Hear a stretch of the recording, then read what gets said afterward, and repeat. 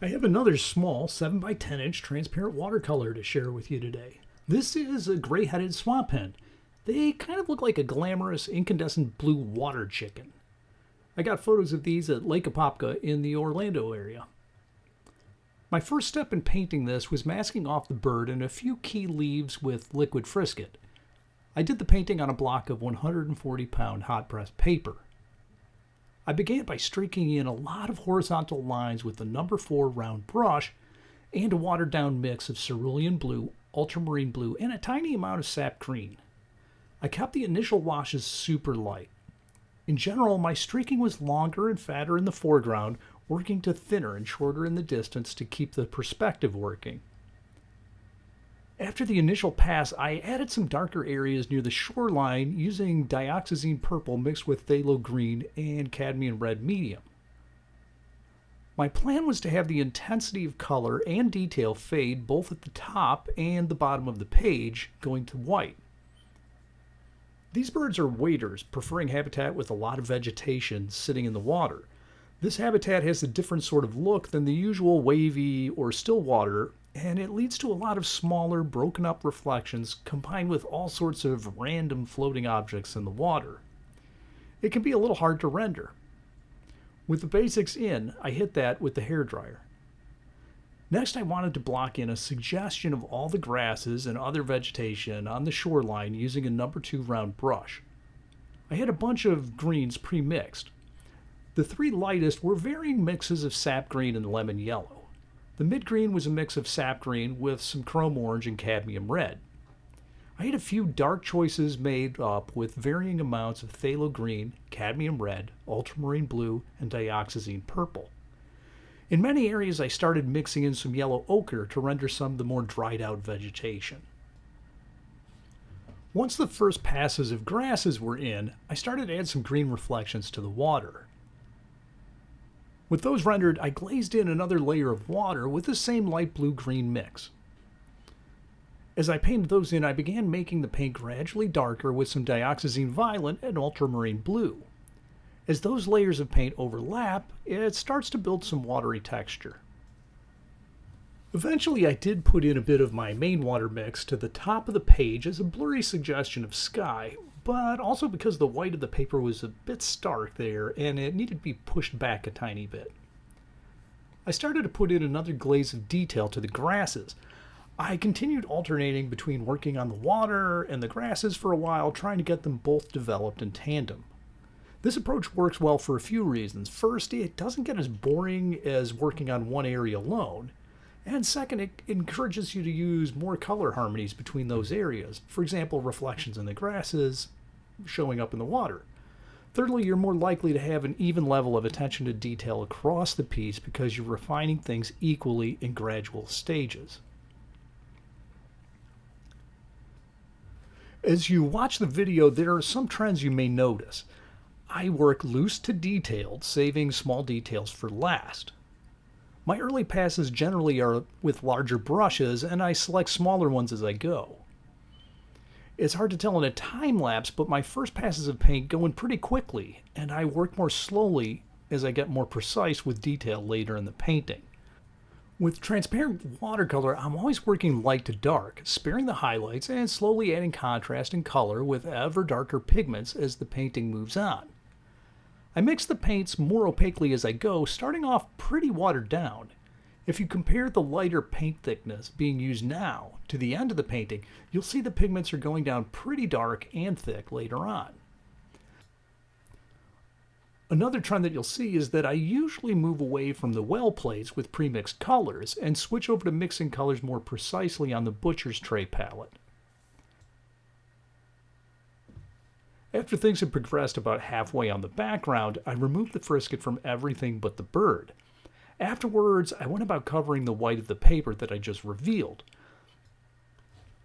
The frisket allowed me to have a few super sharp edges in that background area, which were faster to paint around with the mask in place.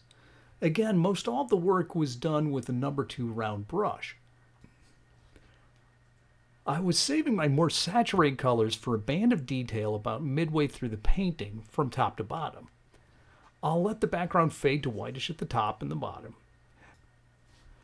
That should focus attention on the bird and hopefully will give the impression of peeking in on a quiet moment in the bird's life.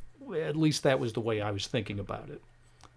I did add some sparks of warmer color in there with all the greens and gray blues. They weren't really there in my photos, but hopefully this will tie in the red eye and the bright red beak and legs later in the painting while giving some smaller areas for the eye to investigate.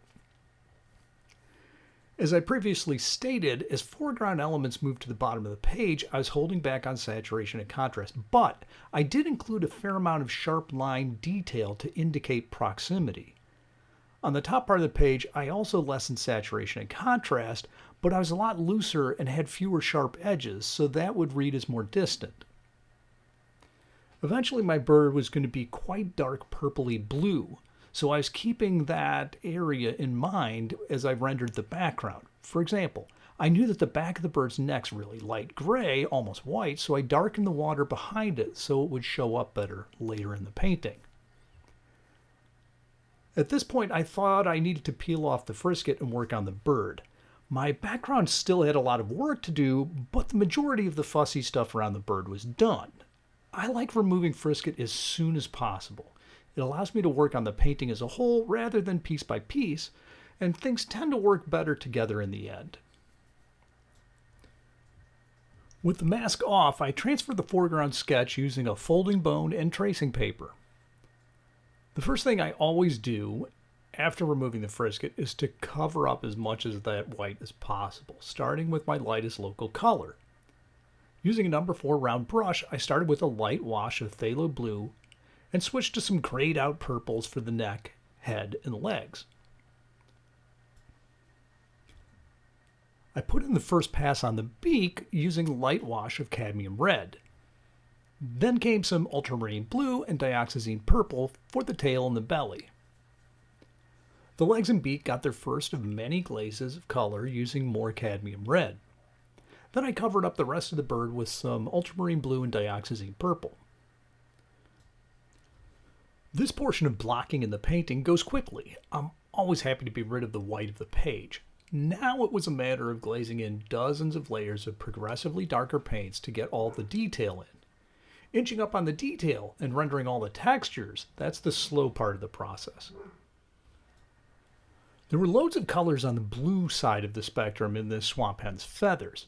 They range from near black purples to turquoise and green. Because of this, I used many different colors depending on what I was rendering. My blues were cerulean, phthalo, and ultramarine blue. In mixing, I also used a lot of dioxazine purple, phthalo green, alizarin crimson, sap green, and lemon yellow to fine-tune those colors. The purple and dark plumes had a base coat of ultramarine blue with glazes of dioxazine purple, additional ultramarine, and for the darkest area, mixes of phthalo green and dioxazine purple. For the more greenish sections, I started with the base of watered-down phthalo green and lemon yellow, and then applied many glazes of phthalo blue and added small amounts of ultramarine and dioxazine purple in the shadow areas and portions where the colors started to transition. The glazing is a slow process. The first few glazes are fast when blocking in the large areas of shadows and darker color, but as I get further into the painting, I end up spending hours slowly streaking in countless fine lines to get the overlapping feather textures. In this painting of a stocky large bird taking up a lot of my page, there were more feathers to render, but they were fun saturated colors to play with. These gray-headed swamp hens are native to India and Southeast Asia. Some that were kept as pets escaped and have established a breeding population in Florida, where I got these photos that the painting is based on. Although beautiful birds, they pose a serious problem, just like other exotics. They're now the largest rail in North America, and they seem to be outcompeting the other rails like the beautiful purple and common gallinules.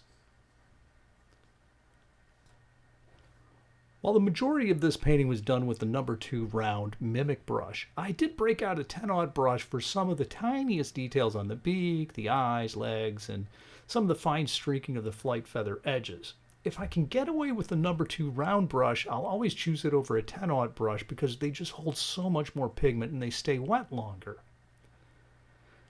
After a ton of work on the Swamphen, I needed to return to the foliage and bring that up to a similar level of completion. All this was done by carefully painting darks around the existing suggestions of foliage using darker pigments. For the most part, this was done by sharpening up edges and adding shading to give more information and clarify things that were already on the page. Backgrounds tend to be neglected parts of paintings since they aren't the star of the show, but having all the other elements can make for a more interesting painting because there are other areas of interest and the bird has a sense of place and environment. I'm not really a fan of paintings done on plain white backgrounds. That was drilled into me at art school. If you brought in a project on a white background, your professors always said something along the lines of, well, where's the rest of the painting? You see a ton of popular pieces in places like Instagram that are done on plain white backgrounds. And they're often rendered well, but to me they kind of look like clip art or spot illustrations. I'm much more impressed with art that has the context of a background. There's always more to investigate with how the artist designs the elements on the page, and color interpretation is much more interesting with the background and environment. Plain white backgrounds have a clean and a placid look about them, and maybe that's part of the appeal to people. In this case, the background's minimized and it moves to a whitish color at the top and the bottom, but there's still a lot going on in the frame and the bird has the context of its environment. Hopefully the bird's saturated colors play well against the more muted greens of the water's edge, with smaller sparks of higher contrast and saturation in portions of the foliage. I saved some small details of red-orange to add to the fallen foliage to help tie in some of the warm tones of the beak and feet. After some more passes of color to the bird and background, I decided I should stop. I found a place to sign it, touched up a few spots, and called it a day. So there you go, a 7x10" transparent watercolor of a gray-headed Swamphen. Thanks so much for taking the time to watch the painting take shape. It was a fun one to work on. Painting all those saturated colors on the bird was great fun. I hope you all get a chance to break out the watercolor soon.